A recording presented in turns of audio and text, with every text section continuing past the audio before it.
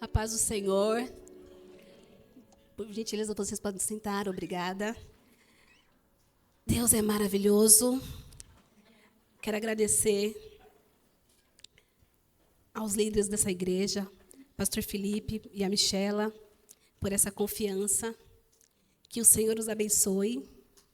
Para mim é um momento muito especial eu estar aqui.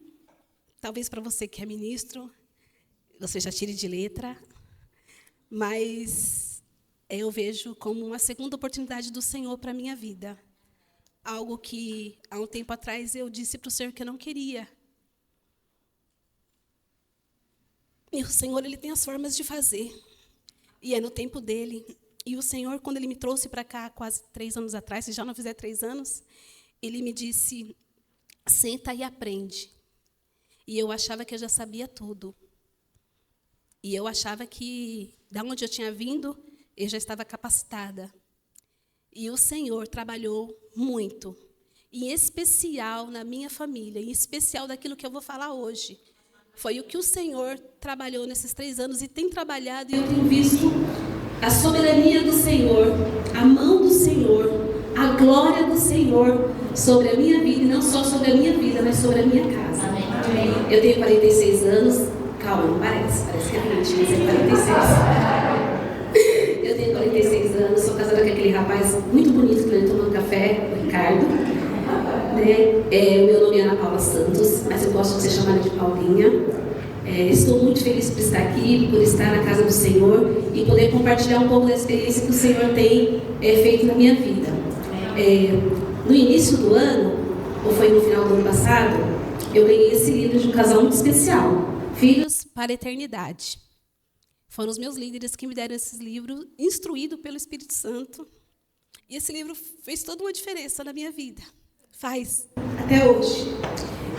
Eu decidi no meu coração me dedicar à minha família. E eu tinha orado muito ao Senhor com relação a esse tipo de dedicação. Uma vez que eu me dedicava muito ao Pedro, desde 2020, eu estava trabalhando em casa, então o Pedro ele se via suprido de algumas necessidades que o Isaac não tinha supridas, nem o Ricardo. E o Senhor, eu falava muito com Deus a respeito disso. E o Senhor, Ele, em sua infinita misericórdia, atendeu as minhas orações. Hoje eu sou uma dona de casa, muito feliz. Trabalhei 22 anos e 6 meses, né? E chegou a hora de pendurar chuteiras, que é assim que eles falam, né? E foi o dia mais feliz da minha vida, quando isso aconteceu. Eu vim direto para Conectadas e falei para elas assim, eu me lembro como se fosse hoje, agora eu vou poder ler os meus livros. E eu fiquei muito feliz, porque estar em casa, para mim, eu não tenho nem explicação de eu estar em casa mês que vem. Fará 1 ano que eu estou em casa, mas parece que eu estou em casa há 10 anos. Das mudanças que o Senhor já fez dentro da minha casa, de tudo que eu tenho visto, a mão de Deus agindo. E Deus faz no tempo certo. No início eu falava, Senhor, por que demorou tanto? E o Senhor falou para mim, não, foi no tempo certo. Porque se o Senhor talvez tivesse ouvido a minha oração e gerado circunstâncias para que eu tivesse saído antes, talvez eu já teria voltado também. Eu não teria a maturidade de entender o que Deus está fazendo agora, nesse momento. Como apareceu a oportunidade e o Senhor fez com que eu entendesse que não era uma oportunidade, que ia atrapalhar a oportunidade que Ele estava já me dando, o que Ele já estava fazendo. E hoje nós vamos falar de família.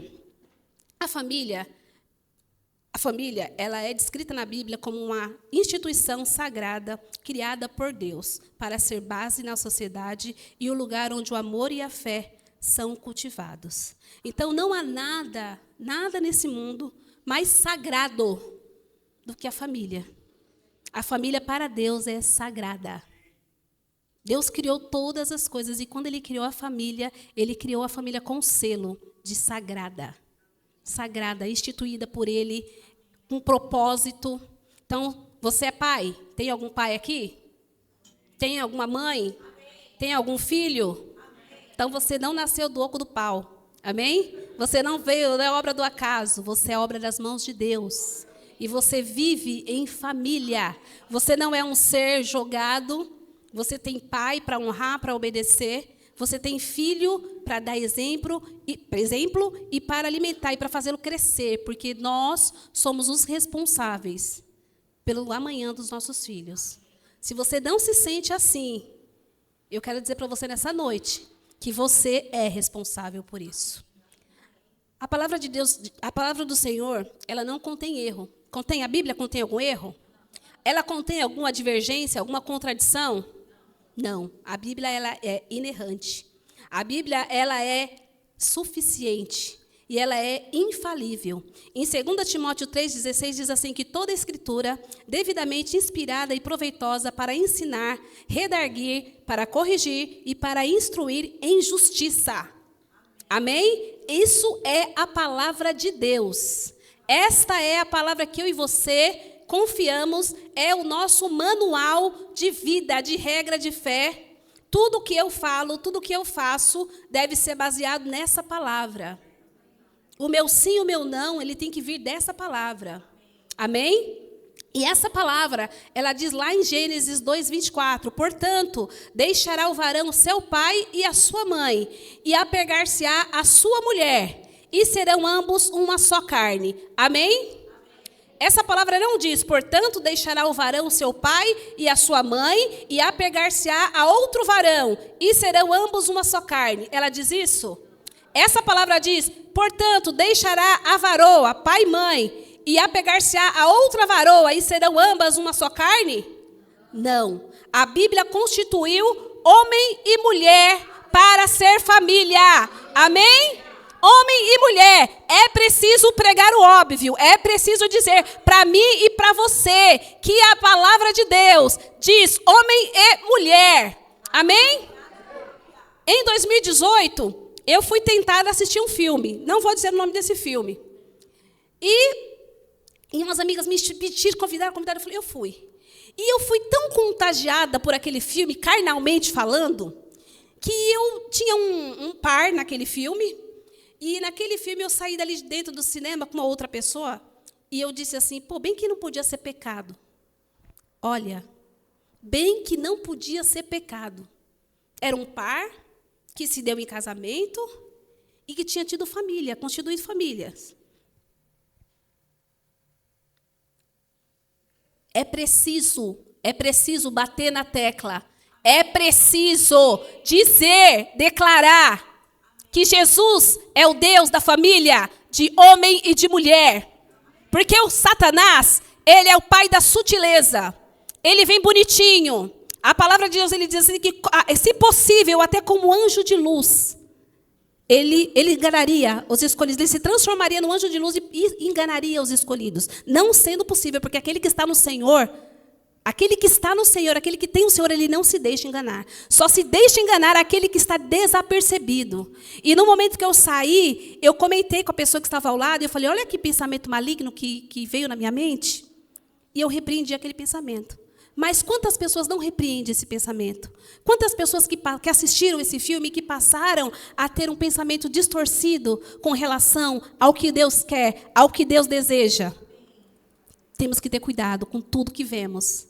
Com tudo que vemos. Você está sem tempo? Está com tempo livre? Vai ler a Bíblia. Vai ler a Bíblia. Você não tem nada para fazer? Vai ler a Bíblia. É a melhor coisa que existe. Eu sou a doida da Bíblia. Eu sou, confesso. Eu leio a Bíblia todo dia, toda hora. É o dia inteiro. Porque eu tenho que aproveitar os 23 anos que eu não pude fazer isso. Então, o meu dia hoje, eu deixei lá. Hoje de manhã o Ricardo acordou, a pia estava transbordando de louça e continua. E eu falei assim, não vou. Sentei no sofá. Eu levantei do sofá para preparar uma comida para os meninos. Tomei um banho e estou aqui. Mas foi Bíblia o dia todo. E não dói as minhas costas, não. E eu não estou falando isso porque eu sou melhor, não. Eu estou falando isso porque eu estou vivendo isso que para mim é maravilhoso. Então, quando a gente vive o que é bom, o que é maravilhoso, a gente quer passar para as pessoas. Não é isso? Amém. Constituída, então, a família, homem e mulher, entendemos que existe uma responsabilidade do homem em liderar, e uma responsabilidade da mulher em auxiliar. e uma responsabilidade dos filhos em obedecer. Então, nós temos 3 escalas aqui. O homem lidera, a mulher auxilia com idoneidade e os filhos obedecem. Manda quem pode e obedece quem tem juízo. Essa é a regra do céu. Quando você for pai, aí você exerce o poder de mandar. Amém?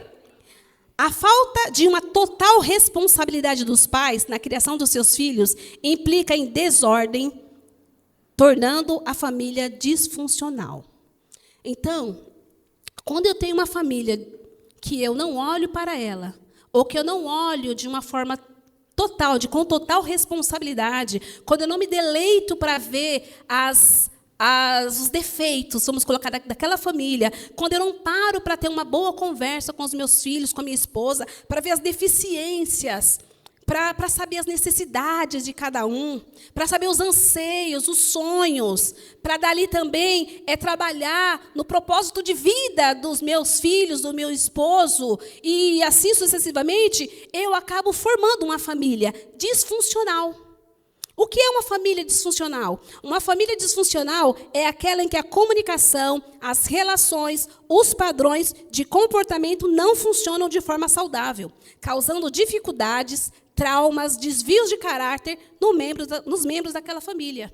Então, o que nós mais vemos hoje em dia? Famílias disfuncionais. Hoje em dia e no passado também, é que hoje é mais divulgado, né?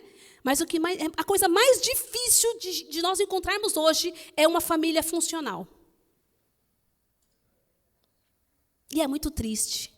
Porque se a palavra de Deus diz assim, para mim e para você, que em nós seriam benditas todas as famílias da terra, o que acontece com a igreja que a nossa família ela é disfuncional? Se eu tenho uma promessa, se eu tenho um selo da promessa de que a minha família é bendita, cabe o bendito junto com o disfuncional? Nós precisamos rever os nossos conceitos de pais, de mãe, de filhos. Precisamos entrar dentro da palavra para criarmos pessoas, seres humanos saudáveis para a sociedade, mas com propósito de impactar a nação positivamente. Deus deu os filhos para mim e para você, para que nós fôssemos abençoadores, pais de multidões. Como assim pais de multidões? Se você ganhar um para Cristo que ganhou a mim, você já ganhou a multidão. Amém? Eu não estou aqui dizendo para você que você vai pregar no estádio, eu não estou dizendo isso para você, mas o meu filho e o seu filho, nós somos filhos do Senhor. Amém? Eu e você somos filhos do Senhor. Nós geramos filhos para o Senhor. E o que acontece? Que chega uma certa idade, os filhos não querem o Senhor. Ou se querem de maneiras distorcidas. O que está acontecendo com a igreja? A Bíblia nos evidencia diversas famílias disfuncionais. Por exemplo, a rivalidade entre Caim e Abel, a inveja dos irmãos de José, a desobediência dos filhos de Eli, o abuso de Tamar pelo meu irmão Abiminom. Então, a gente vê que na Bíblia tinha diversas famílias, e todas elas, se você entrar dentro da história, foi por falha de alguém. Foi por falha de uma autoridade. O que acontece com uma família disfuncional? Por que o adversário das nossas almas encontra espaço, brechas, ainda que pequeninas, para entrar dentro da sua casa, da nossa casa, e faz arruaça? E ali ele encontra um coração chateado, um coração aberto, cheio de mágoa, ausente da presença de Deus, ausente de discernimento e muitas vezes até em pecado. Porque é como muitos se encontram. Às vezes, eu estou na casa do Senhor, eu estou fazendo tudo certinho. Eu estou fazendo tudo certinho, mas eu não paro para perguntar para Deus, Senhor, como o Senhor deseja que eu proceda?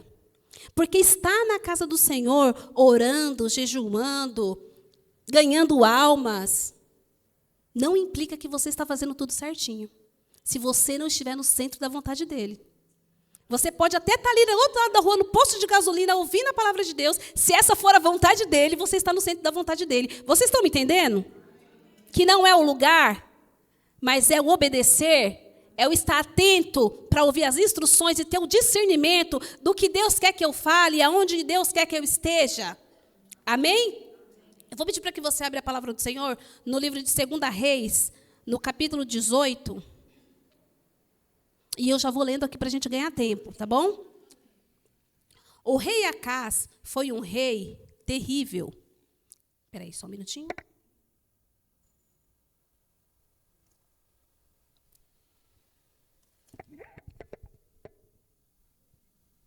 Pode abrir, gente.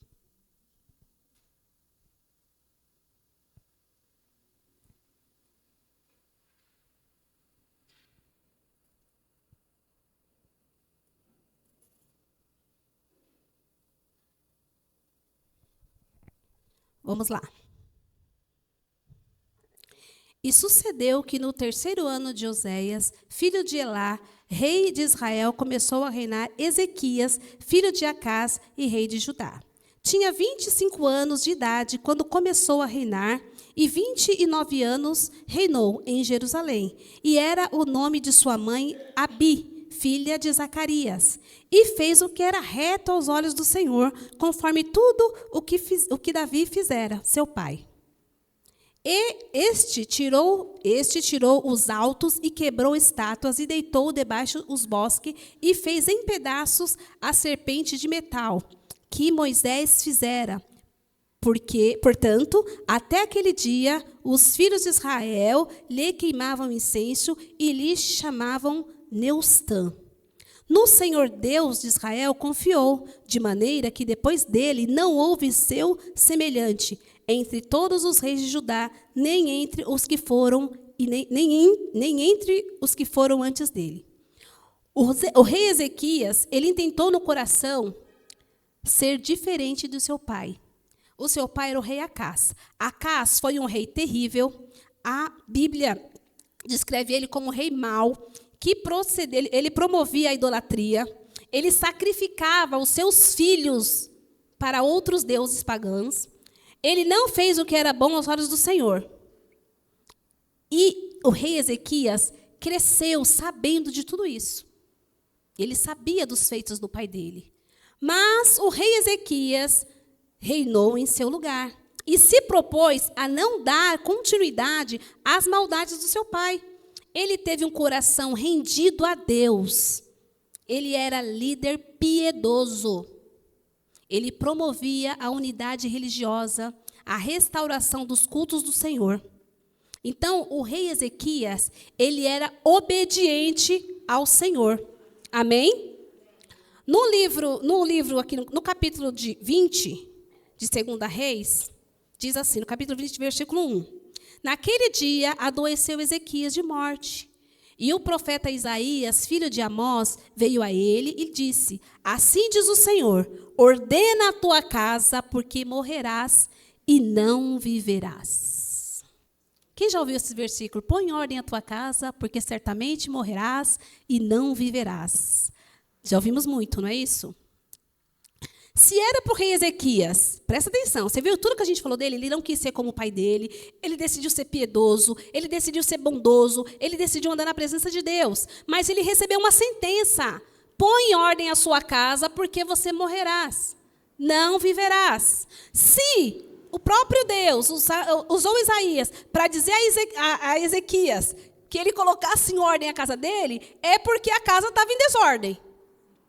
É porque a casa estava bagunçada. Deus é inteligente. Ele não vai falar para mim fazer uma coisa que eu já fiz. Amém? Então, o que me leva a crer que o rei Ezequias não passava adiante aquilo que ele vivia com Deus. Os filhos do rei Ezequias não tinham acesso à intimidade que o rei Ezequias tinha com Deus.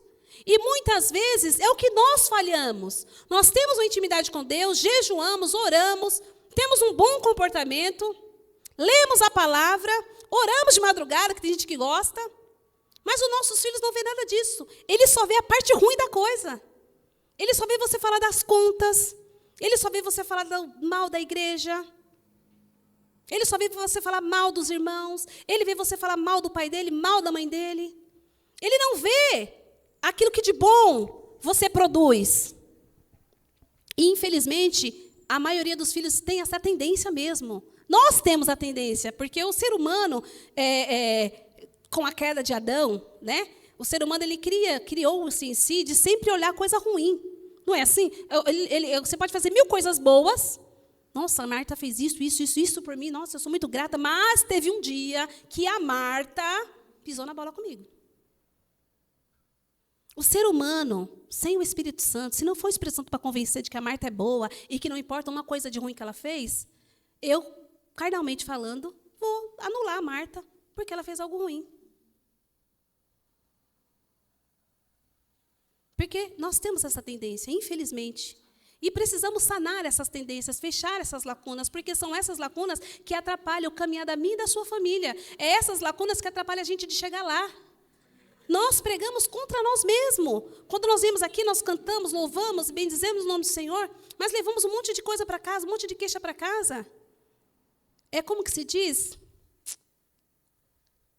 É que está fugindo da minha... Está aqui, mas não desce para cá, sabe?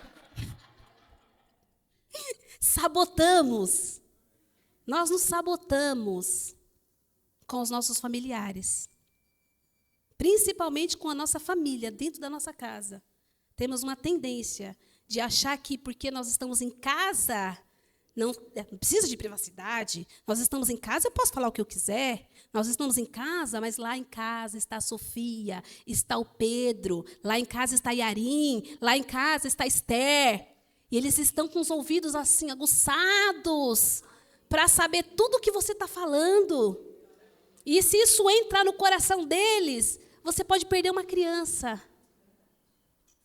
Porque não é porque a criança está aqui, louvando, cantando, que está tudo bem.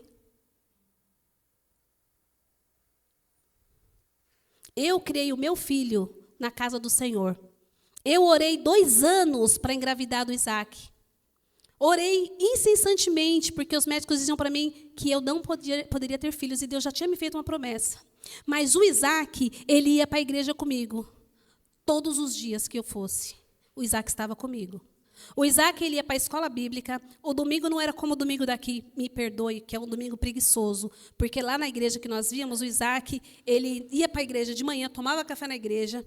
Ele ficava na igreja a manhã toda, até o 12:30, 1h da tarde. Eles saíamos, nós se virávamos para comer em algum lugar, ou na casa de uma sogra, ou qualquer lugar. Voltávamos para a igreja e saímos da igreja 10, 11 horas da noite. E nós morávamos em Jandira, que era de carro 40 minutos.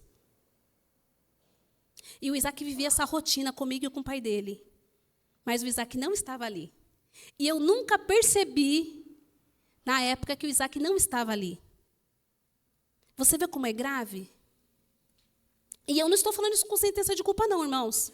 Deus, ele me conhece, ele sabe da alegria que eu tenho hoje de conviver com meu filho e ver o que Deus está fazendo, porque eu tenho um filho maravilhoso. Eu tenho um filho generoso, eu tenho um filho que Deus tem trabalhado muito, muito, e ele tem aberto o coração cada dia mais para que o Senhor adentre as portas do coração dele. Mas não precisava ser assim. Não precisava que hoje o Senhor tivesse que gerar circunstâncias a mais para que o Isaac se voltasse para ele. Se o Isaac tivesse caminhado comigo, se eu tivesse caminhado no caminho com ele, e não somente apontado e dito assim, olha, vai ali que eu estou orando agora, olha, fica ali, fecha a porta, vai assistir televisão que eu estou preparando a palavra. Filhos, é para andar do lado como bolsa. Se tiver pesado, deixa a bolsa em casa, mas leva o filho. O filho é para andar com a gente. O filho é para saber os problemas que você tem. Claro que não em sua totalidade, mas o filho você tem que compartilhar. Filhos, estamos apertados. Filho, não tivemos dinheiro hoje para pagar a prestação do carro. O filho precisa ter essa consciência, porque isso traz pertencimento a ele. Ele sabe que ele pertence ali, naquela família, e que não é só o pai dele que não teve dinheiro para pagar o carro, que ele também não teve. Aquilo faz parte dele. Filho é para isso. É para rir com a gente, é para chorar. Gente, é simples assim. O filho é para chorar junto com você quando você chorar. É para sorrir com você quando você sorrir. Então por que você blinda o seu filho e fala, não, ele não pode. O Pedro não vai chorar comigo. Não deixa o Pedro saber disso. Por quê? Por quê? Para você criar um banana.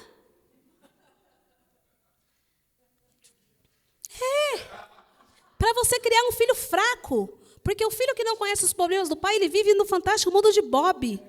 Ele vive iludido. Que tudo está bem, que tudo é maravilhoso, que o dinheiro está entrando, ele não sabe nem de onde vem, ele quer o tênis, você vai lá e compra, ele quer a festa, você vai lá e faz, e está tudo bem. Até o dia que você dizer não, não dá, não. Por que não dá? Por que não pode? Peraí, eu sou teu filho, eu não pedi para nascer.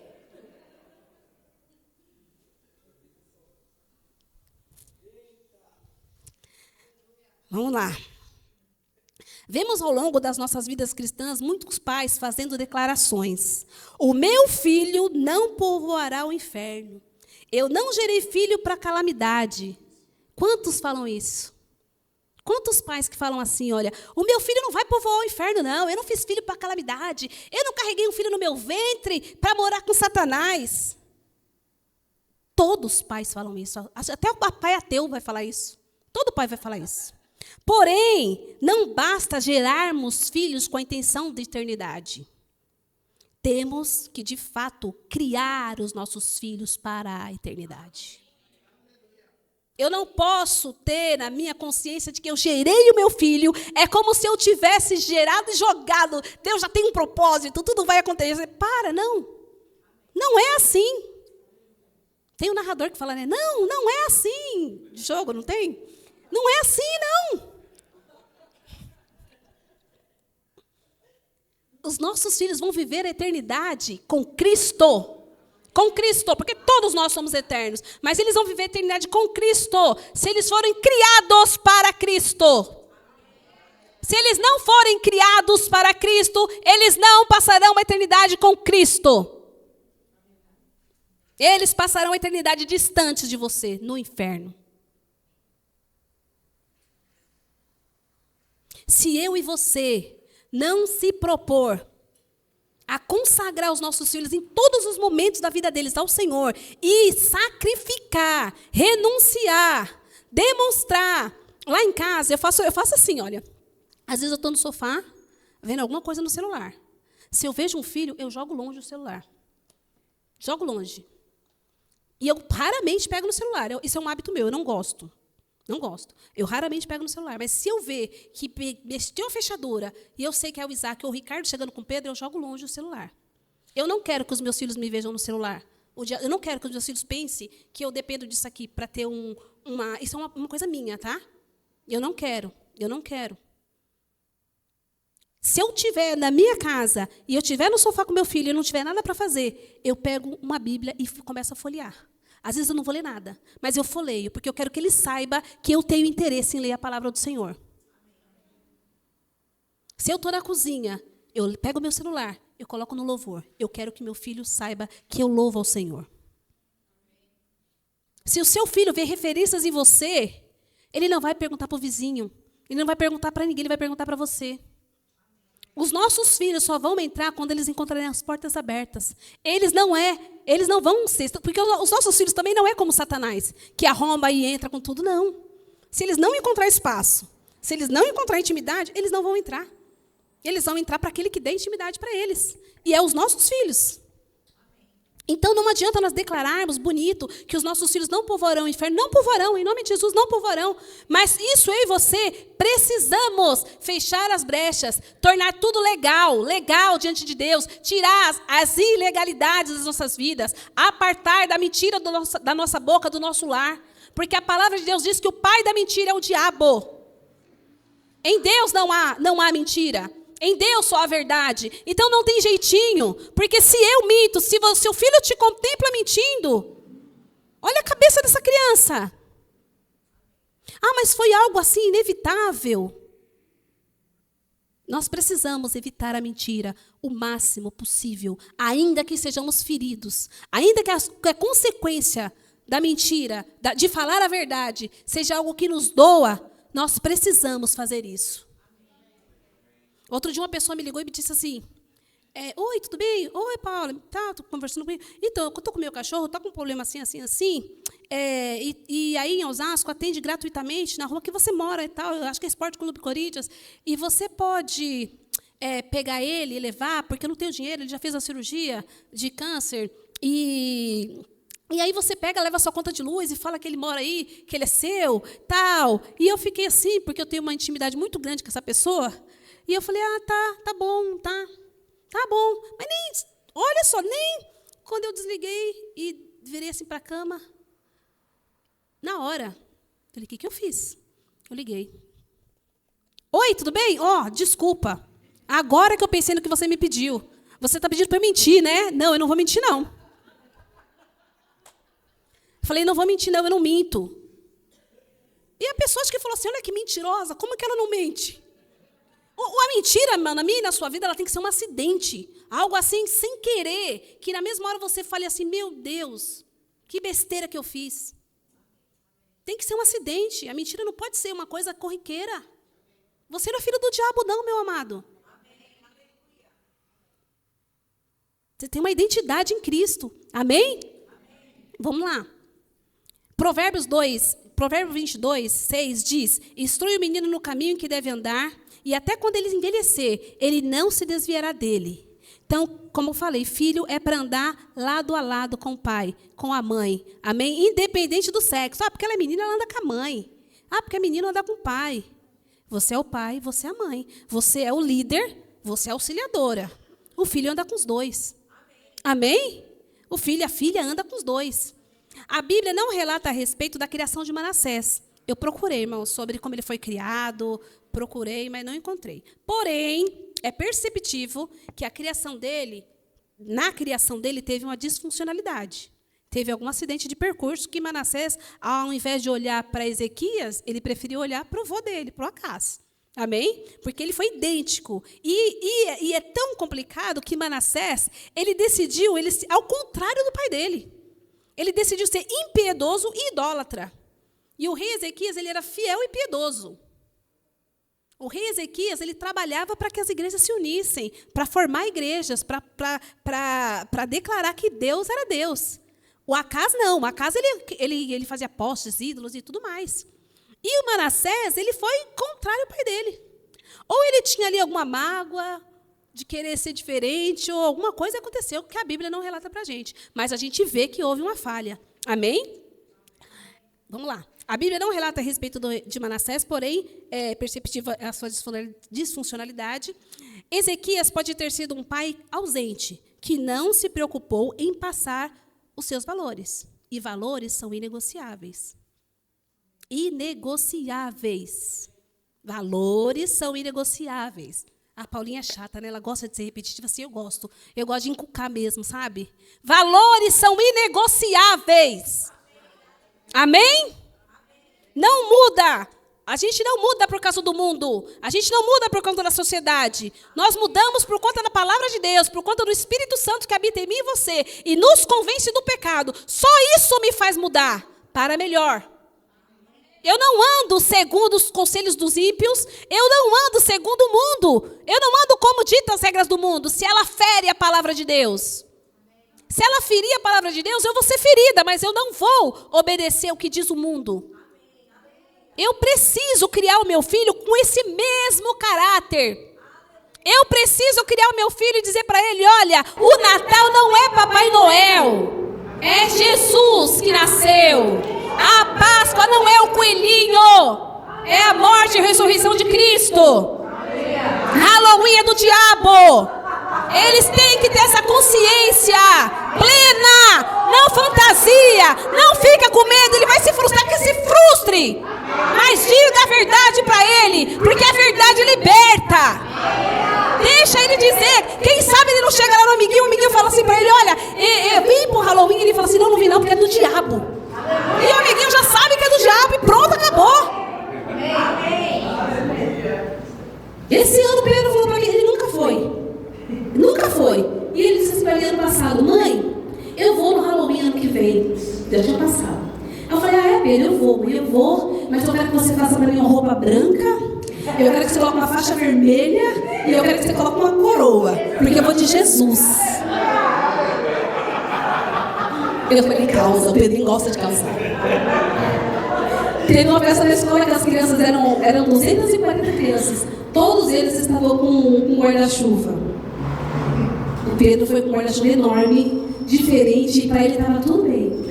Estava tudo bem, ele dançou, todo mundo, as crianças, olha o guarda-chuva dele. Se fosse o Isaac, ele nem desceria do carro. O Pedro desceu com o guarda-chuva dele, do Tom de Story, é isso?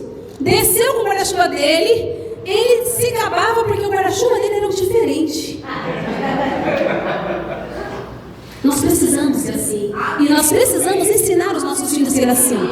Eu não ensinei o Pedro a ser assim, ele veio assim. E eu tenho alimentado isso cada vez mais nele, porque isso é bom. Ele tem a identidade dele, a identidade do Pedro é Cristo. E os nossos filhos precisam disso. Precisam dessa identidade. Eles não têm que ser comparados nem com o irmão deles, porque eles são diferentes. Às vezes nós temos filhos, eu sei, porque na minha casa nós tivemos 9 irmãos, e lá em casa era assim. Se eu tinha um irmão mais ambicioso, mas não maldoso, mas que tinha ambições de ser doutor, já era muito aquele era metido. Não, aquele é diferente. Você não vê, nasceu com nariz de pé. E aí a própria casa, a própria família já rotulava que aquele ali ele era arrogante, ele era soberbo, e ele tinha um nariz em pé. Imagina o José naquela época. Então, os próprios pais faziam isso. Então, cabe a mim, a você pedir, Espírito Santo, me dá o discernimento de quem é meu filho, para que eu possa ajudá-lo a se desenvolver naquilo que o Senhor chamou ele. Um dia eu caminhando com o Isaac, uns 3 anos, uns 2 anos, ele disse assim para mim: mãe, eu estou trabalhando ali na farmácia, e ele sempre quis trabalhar, sempre, desde os 14 anos. Subia em cima de uma bicicleta e falava assim para mim: mãe, eu não vou passar a ponte não, do 18, aquela ponte que vocês conhecem. Eu vou ficar só aqui no Piratininga. Mas ele passava a ponte, e agora depois de grande ele me contou. E ele falava para mim que não ia passar a ponte. E ele sempre, nas férias, ele entregava remédio. E assim, irmãos, eu não estou falando isso com a minha glória, o Isaac não precisava. Ele era um menino que ele não precisava. Mas o Isaac, desde os 14 anos, corria atrás das coisas dele. Porque ele via eu e o pai dele trabalhando. Então, seu filho precisa ver você se mexer, para que ele se mexa.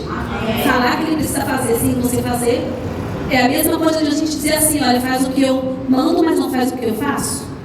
Não, nós precisamos ir no caminho, fazendo para que eles vejam. Ir no caminho é chamar a atenção deles. Ir no caminho é que eles estejam sempre olhando para você. Filho, a gente encuca, fala. Eles não gostam, mas a gente tem que falar. A gente tem que falar até que entre neles, até que penetre intensamente dentro deles e aflore. Porque vai acontecer. Aconteceu comigo, aconteceu com você. Você não se lembra de tudo que o senhor me falava? Hoje, com 46 anos, demorou, mas eu me lembro. E eu pratico. Quando minha mãe falava assim: não senta nesse chão frio, vai de blusa para a escola. Hoje os efeitos são que eu não saio de casa sem blusa. E no Santos chão frio. Então, pode demorar, mas vai acontecer. Você vai obedecer. Vai acontecer. Agora é mais frustrante quando o seu filho fala assim: nossa, ninguém me falou disso. Eu não sabia, minha mãe nunca me disse. Mas por que minha mãe não me falou? Nós temos a obrigação de falar. Amém? Valores são inegociáveis. Valores não são... Eu tenho uma passagem aqui no livro da Rafaela Andrade que eu vou ler aqui para vocês. Valores não são negociáveis. A persistência e a permanência de um valor dentro de uma casa, em linha com seus discursos, vão fazer com que o seu filho se sinta seguro e protegido. Amém. Bia, solta aquele vídeo para mim, por favor. Porque assim, prestasse atenção, esse vídeo me emocionou essa semana e me fez chorar. Você é grandemente abençoada, altamente favorecida, extremamente rica, completamente sarada e plenamente conservada. Amém. Aleluia! Essa é uma mãezinha maravilhosa que nós temos aqui, até que hoje a Eva, né? Agora a mãe da Eva está feliz, né? E a Eva está cumprindo o que a palavra de Deus fala. Amém. Isso me chamou a atenção, me fez lembrar das músicas que eu fazia quando estava grávida para o Isaac. E era o filho da promessa, o filho do riso, presente de Deus, resposta fiel. Pedro, tinha outra música, pedra preciosa, joia rara. que Deus me deu de presente para mostrar a grandeza da tua glória. Então, em todo tempo, faça canções carinhosas para os seus filhos. Fale que eles são o amor da sua vida. Amor nunca é demais. Dinheiro é demais. Doce é demais. Televisão é demais. Celular é demais. Mas amor nunca é demais. Atenção nunca é demais. Correção nunca é demais. É nessas coisas que precisamos. Se falharmos em dar presente, vai passar. Mas quando você falha em não estar presente, muitas vezes não passa. Muitas vezes vai com eles para a adolescência, vai com eles para a juventude, e eles sofrem, até que um dia eles se resolvem. Porém, não precisava ser assim. Era só você estar presente e não dar presente. Vocês estão entendendo? Dar presente é bom. Eu particularmente prefiro dar presente do que ganhar. É uma coisa que eu não entendo dentro de mim, mas eu me sinto mais feliz quando eu dou alguma coisa para alguém do que quando eu ganho. Mas estar presente na vida de alguém, ser o ídolo de alguém, gente, é isso que eu e você somos. Ah, Paula, que palavra feia. É assim que os nossos filhos nos vê, como herói. Nossa, minha mãe chegou, meu pai chegou. Está aqui quem vai me defender, está aqui quem vai me suprir. Gente, é isso que eu e você somos para essas crianças, para esses jovens, para esses adultos, para os netos. Nossa, a Eva chegou, minha mãe chegou. Não é assim? Você vai numa festa de apresentação da escola, está ali aquele monte de criança. As crianças estão assim, ó, procurando quem? Os pais. Não é assim?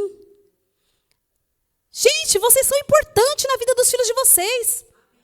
E aproveitem, porque vai chegar uma hora que essa importância ela baixa o nível.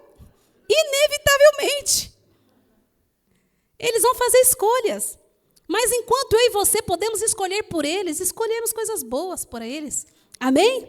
O rei Ezequias falhou ao passar as instruções e os preceitos do Senhor ao seu filho Manassés. Em 2 Reis 20, do 2 ao 6, diz: Então virou o rosto para a parede e orou ao Senhor, dizendo: Ah, Senhor, se servido de te lembrar de que andei diante de ti em verdade e com coração perfeito e fiz o que era reto aos seus olhos. E chorou Ezequias muitíssimo. Sucedeu, pois, que não havendo Isaías ainda saído do meio do pátio, veio a ele a palavra do Senhor, dizendo: Volta e diz a Ezequias, chefe do meu povo, assim diz o Senhor, Deus de Davi, teu pai, ouvi a tua oração e vi as tuas lágrimas, e eis que eu te sararei. E ao terceiro dia subirás à casa do Senhor, e acrescentarei aos teus dias 15 anos. Para por aqui. Olha, Ezequias, eu estou confundindo aqui Isaías com Ezequias. Isaías é o profeta, tá? O rei Ezequias se humilhou para Deus. Peraí, eu vou ajustar tudo. Peraí, não me leva agora não. Vamos lá, veja tudo que eu fiz na sua presença. Eu sou fiel. E ele colocou ali, por isso que é muito bom andar na presença do Senhor, né? Porque quando a gente anda na presença do Senhor, a gente reivindica educadamente, gentilmente, a gente reivindica algumas coisas do Senhor. Amém? A gente fala: Senhor, mas eu fiz dessa forma. Lembra de mim, Senhor, quando eu fiz. A gente fala, eu falo assim, né? Não sei se você fala. Mas eu reivindico o Senhor com toda a reverência. Nunca coloquei Deus na parede, nunca falei, aí. Não, eu não sou nenhuma doida. Porque a gente vê uns doidos por aí. Joguei Jesus na parede. E eu falei, aí eu racho Jesus.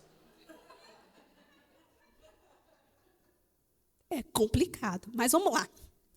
Após o rei Ezequias ter sua vida prolongada por 15 anos, continuou a reinar com justiça e a buscar Deus. Ele fortaleceu a cidade de Jerusalém, realizou muitas obras e se dedicou a restaurar a pureza da religião de Judá. Olha só, ele foi um exemplo de fé, porque ele estava morto praticamente, de oração e de confiança em Deus. Amém? Ele tinha crédito com Deus. Olha só onde que eu quero chegar. Ezequias tinha crédito com Deus. Ele foi um exemplo de fé, ele confiava em Deus. Porém, ele não se preocupava com a sua casa, não se preocupava com a sua semente, com a sua próxima geração. Ele não estava nem aí se ele ia deixar um legado ou não. Ele tinha uma vida com Deus. E muitas vezes eu cresci ouvindo pessoas dizerem assim: uma hora essa corda vai quebrar, Deus vai dando a corda e você vai fazendo farra. Uma hora ele vai puxar e você vai se arrebentar. E eu vou estar aqui só para ver. Ah, essa geração é Nutella, é uma geração fraca. Essa geração não vai chegar lá nenhum, não. Avivamento? Jamais. Filho, ó, já te avisei, eu estou orando. Se Deus não te consertar, Ele vai te matar. Cresci ouvindo isso. Não sei vocês.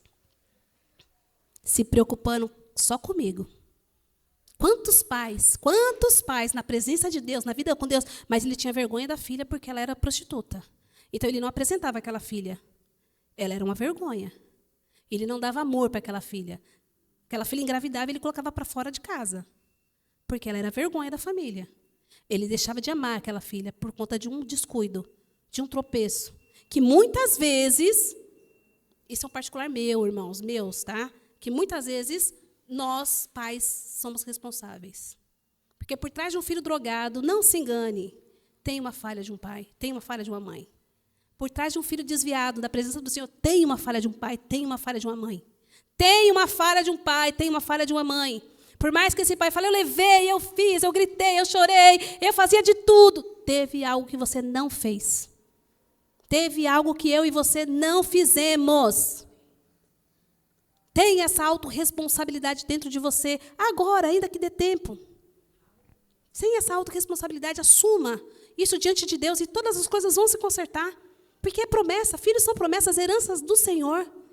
O seu filho não é um problemão, não é uma coisa ruim, não. Ele é algo de Deus, Deus tem promessa para a vida dele. Mas eu e você precisamos nos posicionar diante de Deus e dizer aonde houve a falha. Se você não sabe, o Espírito Santo me revela onde eu falhei. Me transforma, me define, me muda, me lapida. Faz alguma coisa em mim, Senhor, para que eu possa enxergar o meu erro. E Ele faz. E nós precisamos ter esse nível de compromisso, de não se acovardar e ter uma autorresponsabilidade, chamar para nós a responsabilidade. Porque foi entregue a mim e a você. Não adianta um dia a Michela chegar e dizer, olha, a Sofia aconteceu isso com ela, mas por quê? Por que não? Ah, porque o Isaac, porque o Pedro, não. Eu e você temos uma responsabilidade com os nossos filhos. E não adianta nós nos esquivarmos. Amém? A família é um projeto do Criador. Estamos nela, eu e você, para fazer cumprir esse propósito que Ele já nos capacitou. Deus já te capacitou. Você só precisa pegar essa capacitação, mas Ele já te fez. Se Ele te fez pai, mãe, você já tem a capacidade de criar seu filho. Amém? Ele já te deu. 1 Coríntios 3:8 diz assim, porque nós somos cooperadores de Deus. Somos cooperadores de Deus. Vós sois lavoura de Deus e edifício de Deus. Eu me apeguei na palavra lavoura. Lavoura refere-se à atividade de cultivar o solo para a produção de plantas e alimentos. Lavrar é preparar a terra, trabalhar a terra e deixá-la pronta. Amém? Nós trabalhamos a terra do coração dos nossos filhos desde pequeninos. Desde pequenininho. É ali, ó, que nem a Eva fez ali no vídeo. Já falando o que o seu filho é. Já declarando a esposa que ele vai ter, o esposo que ele vai ter, que ela vai ter. É assim que nós criamos os nossos filhos. Os filhos é como a fé. É o firme fundamento das coisas que não se vê, mas é a certeza das coisas que existem. Isso é filho. É filho. Você não sabe no que vai dar, mas você tem certeza que vai dar uma coisa boa. Amém? Você tem certeza que o final vai ser feliz. É o filho, gente. E a gente precisa ter essa consciência constantemente plena, viver isso intensamente, de que os nossos filhos, eles são dependentes de mim e de você. Porque, olha, vamos lá, nós trabalhamos a terra do coração dos nossos filhos e nós mesmos lançamos essa semente. Existe um período de tempo aqui, dos nossos filhos, que eles não são responsáveis por acesso à semente. Tem um tempo na vida dos nossos filhos que eu e você somos os responsáveis por levar a semente ao coração deles. Mas como assim? Tem um tempo que eu escolho a cidade que eu vou morar. Tem o tempo que eu escolho o trabalho que eu vou pegar. Tem o tempo que eu escolho o marido que eu vou ter. Tem o tempo que eu escolho a esposa que eu vou casar. Amém? Então, esses são tempos que o meu filho não vai decidir. Ainda que ele não exista. Se eu decidir casar com fulano, eu decidi pelo meu filho. Amém? Eu decidi pelo meu filho. Se eu decidir morar na cidade X, eu decidi por ele. Se eu decidir ir para a igreja Y, eu decidi por ele. Outro dia eu vi uma criança num vídeo que a mãe dizia assim para ela: meu filho, olha, a mãe decidiu e a mãe não vai mais servir a Deus. A mãe cansou da igreja. Vocês viram esse vídeo? E eu não quero mais. Essa criança ficou desesperada, chorando. Não, mãe, Jesus é tudo, não deixa Jesus. Olha, porque essa mãe, ela foi brincar com ele, mas para ela ver o nível de compromisso que essa criança, que não tinha 7 anos, 5 anos, tinha com Cristo. Ele tinha consciência plena de que era Cristo, de que era ter Cristo na família dele. E ele sabia que se a mãe dele, se aquilo fosse uma verdade, era destruição na certa. Porque todas as sementes que estavam chegando para ele eram sementes boas. Não basta preparar a terra, trazer o seu filho no DI e jogar ele aí em cima e receber palavras maravilhosas. Não basta. A semente final é a sua. A semente final é minha. Sou eu que vou determinar a semente. E essa semente ela vai vir. Em 1 Coríntios 9:6 diz assim: o que semeia pouco, pouco também ceifará. E o que semeia em abundância também ceifará.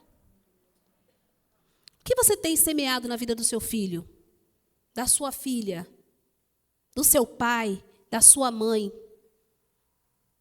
Eles têm memórias boas junto com você? Você tem gerado boas memórias?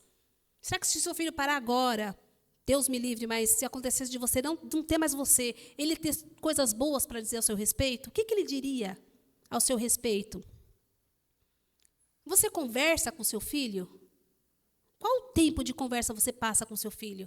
Quanto tempo por dia você gasta dialogando com seu filho? Perguntando para ele como foi o dia de aula, perguntando para ele por que ele tirou a meia, por que ele tirou a blusa. Você passa mais tempo elogiando o seu filho ou chamando a atenção do seu filho? O que você mais faz?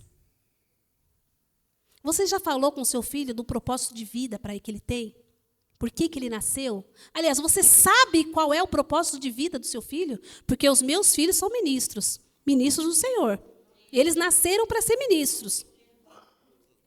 E eu chamo eles de ministros. Tem um lá que fica bravo, mas eu falo: ministro, não adianta correr, não. Você já está pego.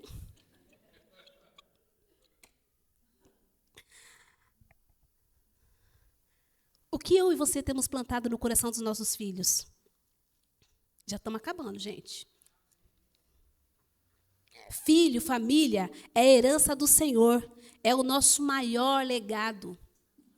É o nosso mais maravilhoso, poderoso legado. Eu e você vamos deixar essa terra, mas vamos deixar algo plantado aqui nesse mundo.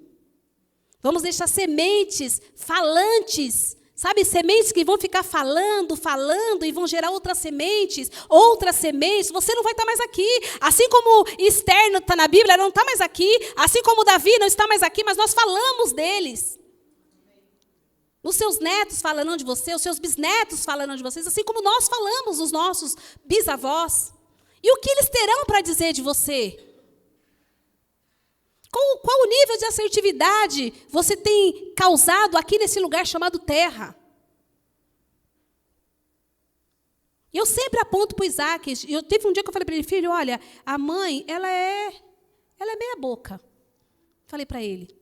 Falei: a mãe, ela é assim, eu esqueci a palavra agora, medíocre. Paula, que absurdo. Falei assim: filho, estou com 46 anos, sei que eu posso chegar mais longe, vou fazer de tudo para chegar mais longe. Mas você tem 20 anos, você tem menos da metade da minha idade. Você tem que ser extraordinário. E o dia que ele falou para mim, mãe, eu estou juntando dinheiro, e eu não estou aqui com isso dizendo que essa profissão ela é inferior, tá? E ele disse para mim, eu vou pegar o meu dinheiro, vou juntar, vou comprar uma moto, e vou entregar pizza assim à noite, vou sair chutado, sabe, mãe? E vou ganhar muito dinheiro. E eu falei, não. Eu falei, você não vai comprar uma moto, e você não vai juntar muito dinheiro, e nem trabalhar à noite chutado. Não, mãe, mas aí o pessoal faz isso, e o pessoal toma Red Bull, e aí o pessoal fica, eu estou novo, isso aí é curto prazo. Eu falei, não, você é doutor, você nasceu para abençoar, você é um abençoador, você é ministro do Senhor, você faz a diferença. Se você tivesse a necessidade de ter esse começo, eu falaria, começa assim, mas você não tem a necessidade de ter esse começo. Você precisa dizer para o seu filho como ele deve começar a vida dele. Se o seu filho está começando de maneira errada, chama ele, fala para ele. Se ele vai ou não acatar o que você disse, eu não sei, mas você tem obrigação de dizer a ele. Você e eu temos a obrigação de dizer, filho, não dê esse passo. Ainda que ele dê o passo, você diz, eu não dei esse passo. Nós não podemos deixar de ter conversas difíceis com os nossos filhos. Nós não podemos deixar para lá. Porque essa conversa, ela vai virar uma situação difícil. Irremediável. Simplesmente porque você se omitiu. Não se omita. Deus colocou eu e você para sermos os guias, amém? Dos nossos filhos. Até quando eles forem grandes, até quando eles nem pedirem a sua opinião, mas forem na sua casa e de alguma forma te participou de alguma coisa, fala. Ele foi na sua casa, está dentro da sua casa, te participou, está querendo ouvir. Fala. 2 Crônicas 33, 11, 13 diz, pelo que o Senhor trouxe sobre eles o príncipe do exército do rei da Síria, os quais prenderam Manassés entre os espinhais e o amarraram com cadeias e o levaram para a Babilônia. Ele, angustiado, olha só, gente, angustiado, orou de veras ao Senhor, seu Deus, e se humilhou-se muito perante Deus, perante o Deus de seus pais. Olha aí. E lhe fez uma oração, e Deus se aplacou para com ele, e ouviu a sua súplica, e tornou a trazer a Jerusalém, ao seu reino. Então reconheceu Manassés que o Senhor é Deus. Ezequias não passou o seu conhecimento, os seus valores para Manassés. Manassés teve uma carreira de rei horrorosa, mas houve um período na vida dele em que ele teve um encontro com Deus. Houve um período na vida de Manassés, o filho, a qual ele reconheceu que Deus era o Senhor. Ele reconheceu os seus erros, ele destruiu os postes ídolos, ele se humilhou e ele passou a fazer aquilo que o rei Ezequias fazia, que era o que? Erguer igrejas, unir os povos, unir religião. Então, Manassés, houve uma porta de escape para ele. Então, se você até aqui tem agido de forma errônea com o seu filho, ou tenha tido uma criação errônea feita pelos seus pais, assim como Manassés, se humilha diante de Deus, reveja os seus conceitos, sabe? Abra o seu coração. Eu vou chamar o conjunto, o Ministério de Música. Eu vou aprender. Chamar o Ministério de Música para vir aqui, por gentileza.